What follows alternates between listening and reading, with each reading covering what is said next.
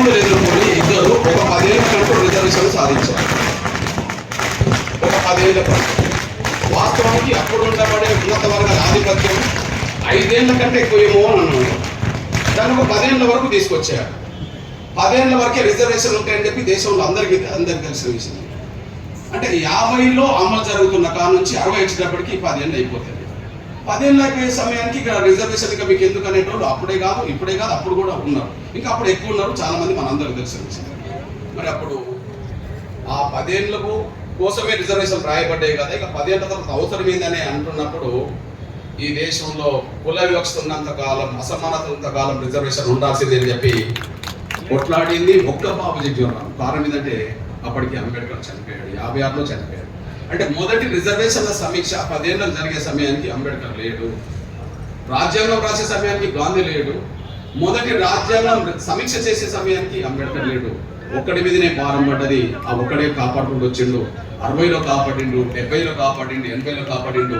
80 నాటికి దళిత వర్గాల్లో చైతన్యం విద్య పెరిగింది.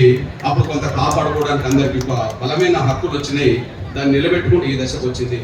ఈ రోజు వరకు మనం రిజర్వేషన్ అనుభవిస్తున్నాం అంటే ఆ మహనీయులు కాపాడడం వల్లనే రిజర్వేషన్ మనం పొందుతున్నాం అనేసి మన దృష్టికి నేను తీసుకుంటున్నాను. అంతేకాకుండా మీ అన్నగా ఒక విషయం గుర్తు చేస్తున్నా, వీళ్ళిద్దరూ లేని చోట కూడా బాబు జగ్జీవన్ రామ్ ఉండడానికి సాక్ష్యం. 48లో గాంధీ స్వాతంత్రం సాధించి పెట్టడంలో కీలకమైన భూమిక పోసిన గాంధీ చంపబడితే 56లోనే మన మహనీయుడు చనిపోతే 56 నుంచి 86 వరకు, అంటే అంబేద్కర్ తర్వాత కూడా 86 వరకు ఈ దేశానికి సుదీర్ఘ కాలం పాటు సేవ చేసింది ఎవరన్నా ఉంటే బాబు జగ్జీవన్ రామే సుదీర్ఘ కాలం. ఇకపోతే ఈ ఇద్దరితో వయసు రీత్యా లేదా సేవ రీత్యా నేను మీద తీసుకొస్తున్నాను. ఇప్పుడు మనకు గాంధీ ఈ దేశానికి సేవ చేసిన కాలం ఉంటుంది, అంబేద్కర్ సేవ చేసిన కాలం ఉంటుంది, బాబు జగ్జీవన్ రామ్ సేవ చేసిన కాలం ఉంటుంది. ఇప్పుడు గాంధీ ఈ దేశానికి సేవ చేశాడు ప్రత్యక్షంగా. ఎక్కడి నుండి వచ్చి? దక్షిణాఫ్రికా నుండి వచ్చి ఈ దేశానికి సేవ చేశాడు.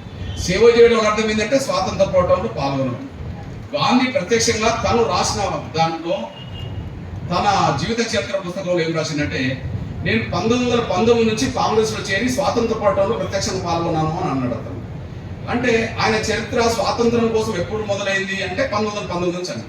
1919 నుంచి మొదలుకుంటే 40 చంపబడేంత వరకు ఈ దేశానికి ఎన్నో రకాల సేవ చేసింది అనుకున్నా ఆయన సేవ చేసిన కాలం 29 సంవత్సరాలు అనే విషయం రుజువవుతుంది.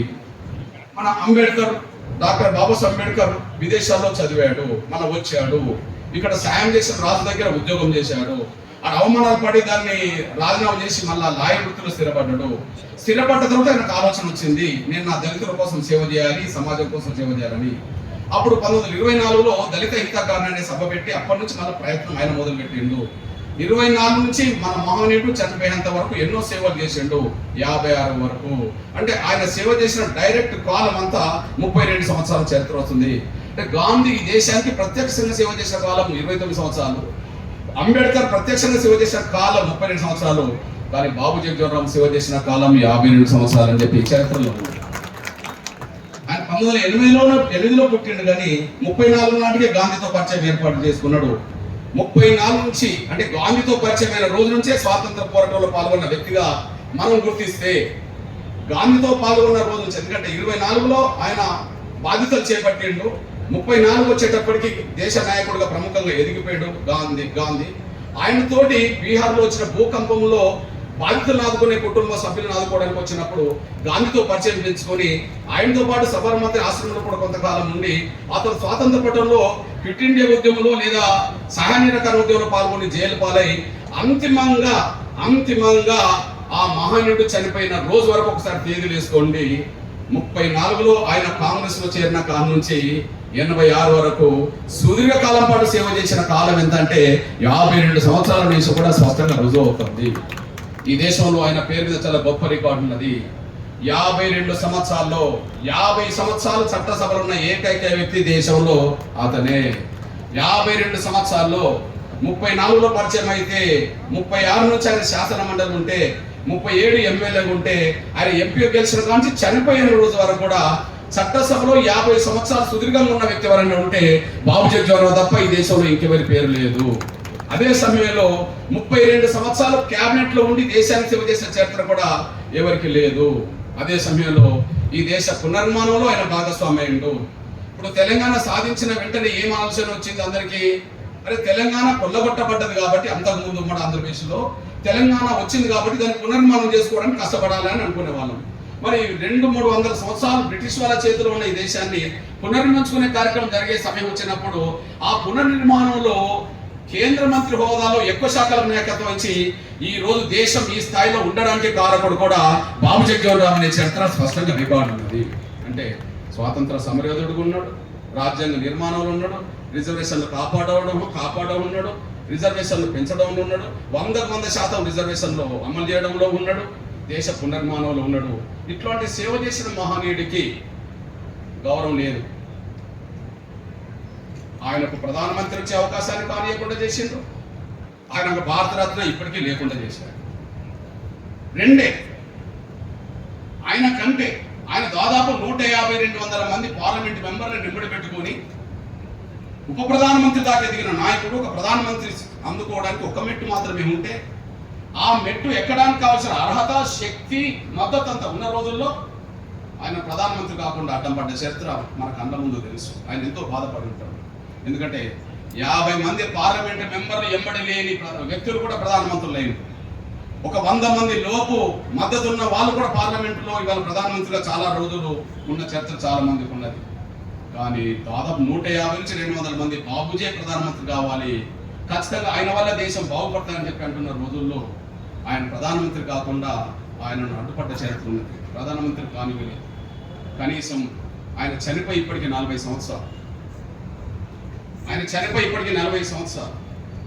వాస్తవానికి కొంతమందికి వాళ్ళు ప్రధానమంత్రులు ఉన్నప్పుడు, కొంతమందికి వాళ్ళు కొద్దిగా ఆటలాడినందుకు కూడా వాళ్ళు భారతరత్నాలు వచ్చింది.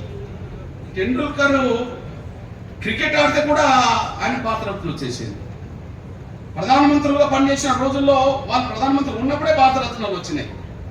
కానీ ఈ దేశానికి సుదీర్ఘకాలం పాటు సేవలు అందించిన బాబు జగజీవన్ రామ్కి చనిపోయినాక 40 ఏళ్ళు గడిచినా కూడా ఆయన భారతరత్న రాలేదు. ఈ విషయంలో అపార్థం చేసుకోవద్దు. నేను ప్రస్తుతం ప్రధానమంత్రిని కలిసింది 3 సందర్భాలు, గౌరవ నరేంద్ర మోడీ గారిని కలిసింది 3 సందర్భాలు. ఒకటి వర్గీకరణ విషయం పరిష్కారమయ్యే పోరాటంలో భాగంగా ఒకరోజు వరంగల్ వచ్చినప్పుడు ప్రధానమంత్రి కలిశారు. అప్పుడు వర్గీకరణ అంశమే ఎజెండాగా ఉన్నారు. నంబర్ 2, ప్రధానమంత్రి గారిని మన బహిరంగ సభకు రప్పించడం కోసం జరిగిన ప్రయత్నంలో విశ్వరూప మహాసభ వేదిక మీద కలుసుకోవడం జరిగింది. మూడోది, వర్గీకరణ విషయంలో సుప్రీంకోర్టు తీర్పు మనకు అనుకూలంగా వచ్చినాక అంతిమంగా కృతజ్ఞత చెప్పడం కోసం ప్రధానమంత్రిని కలిశాను. 3 సందర్భంలో కలిశాను. కానీ 4వ సందర్భంలో కలిసే అవకాశం వస్తే మా బాబు జగజీవన్ రామ్కి భారత ప్రధానమంత్రికి భారతరత్న డిక్లేర్ చేయమని నేను కోరుతాను. 2 సందర్భంలో వర్గీకరణ అంశం కీలక దశ ఉన్నప్పుడు, 3వ సందర్భం కృతజ్ఞత చెప్పడం కోసం కలిశాను. మీతో ఎప్పుడు నేను కలవలేదు. 4వ సందర్భం వస్తే బహిరంగంగానే ఆయనకు లెటర్ ఇస్తాను. మీరు ఖచ్చితంగా గుర్తించాల్సిందే. ఎందుకంటే ఈ దేశంలో దళిత ప్రముఖులుగా మొదటి 2 పేరు గుర్తుకొస్తే, ఈ దేశంలో ఎవరికైనా ఈ దేశంలో దళిత ప్రముఖులుగా మొదటి 2 గుర్తుకొస్తే ఒకరు అంబేద్కర్, 2 జగజీవన్ రామ్లే గుర్తుకొస్తారు. దేశంలో అందరికీ తెలిసిన విషయమే.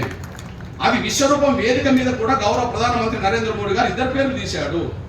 ఈ దేశానికి అంబేద్కర్ సేవ చేశాడు, అంబేద్కర్ను ఆయన ఓడించే ప్రయత్నం చేసిండ్రు అని చెప్పి ఒక మాట మాట్లాడిండు.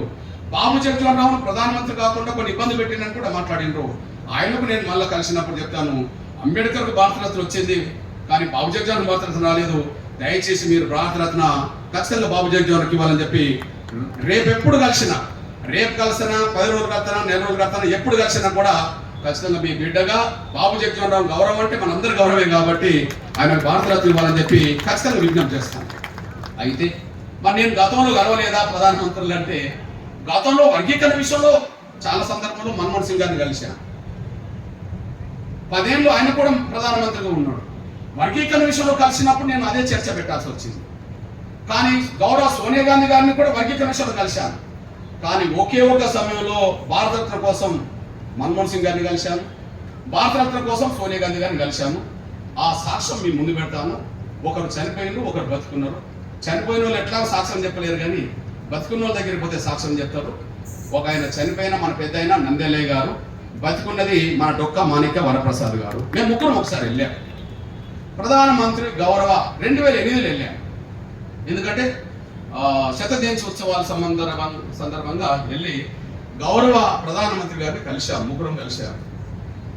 వర్గీకరణ విషయంలో చర్చ జరగకుండా సందర్భం అదే కాబట్టి భారతరత్న ఇవ్వండి సార్, ఈ 50 సంవత్సరాలు సుదీర్ఘకాలం సేవ చేసినట్టే పెద్ద ఆయన ఏమన్నారంటే, అంటే మన్మోహన్ సింగ్ గారు ఏమన్నారంటే, నాకు అభిమానం, చాలా గౌరవం కూడా, నిజంగా పరిపాలన అంటే ఎట్లా ఉండాలో ఆయనను చూసే దేశం నేర్చుకోవాలని చెప్పి నాకు కూడా ఆయనే స్ఫూర్తి అని చెప్పి ఆయన ముగ్గురు ముందు మాట్లాడిండు. కానీ ఆయన చెప్పింది ఏంటంటే, భారతరత్న ఇవ్వాలంటే నా చేతిలో లేదు, నేను ప్రధానమంత్రిని కావచ్చు, కానీ యూపీఏ చైర్పర్సన్ మన సోనియా గాంధీ గారి దగ్గరికి వెళ్ళి ఇదే అప్పీల్ అక్కడ చేయండి అని చెప్పి మా ముగ్గురికి సూచన చేశాడు. తప్పేం కాదు. మేము ముగ్గురం కలిసి గౌరవ సోనియా గాంధీ గారి దగ్గరికి వెళ్ళాము, మేడం దగ్గరికి వెళ్ళినప్పుడు ఒక 20 నిమిషాలు వేరే విషయం మాట్లాడినాక లెటర్ తీసుకున్నది. మళ్ళీ నా లెటర్ ప్యాడ్ మీద లెటర్ ఇచ్చాను. లెటర్ తీసుకున్న వెంటనే గౌరవ మేడం సోనియా గాంధీ గారు లేచి నిలబడి కొద్దిగా మన నంద్యాలే గారిని కొంత కోపంతో చూసినట్టు చేసింది. మేడం గారు అంటే నాకు అభిమానం, చాలా గౌరవమే, కానీ గౌరవం కొద్దిగా కోపంతో చూసింది. నంద్యాలేజీ నువ్వెట్లు వచ్చినావు అన్నట్టుగా ఆయన మాట్లాడింది. ఏంటి విషయం అంటే, ఎమర్జెన్సీ పీరియడ్లో మా ఆంటీని వదిలేసి వెళ్ళిపోయింది కదా, ఎమర్జెన్సీ పీరియడ్లో వదిలేయనుకో నేను భారతరత్న ఎట్లా సిఫార్సు చేయాలని ఆమె అన్నారు. అప్పుడు నేను అనుకున్నా, మావాడు ఇండియాకి సేవ చేసిండేమో కానీ ఇందిరకు సేవ చేస్తే అయిపోయేది కదా అని చెప్పి. ఎమర్జెన్సీని వ్యతిరేకించింది దేశం, వ్యతిరేకించింది. అప్పుడు ఎమర్జెన్సీ కరెక్ట్ కాదని చెప్పి బాబు జగన్ అప్పుడు చెప్పిండు. ఆమె ఇనలేదు, ఎమర్జెన్సీ తప్పని తెలిసింది.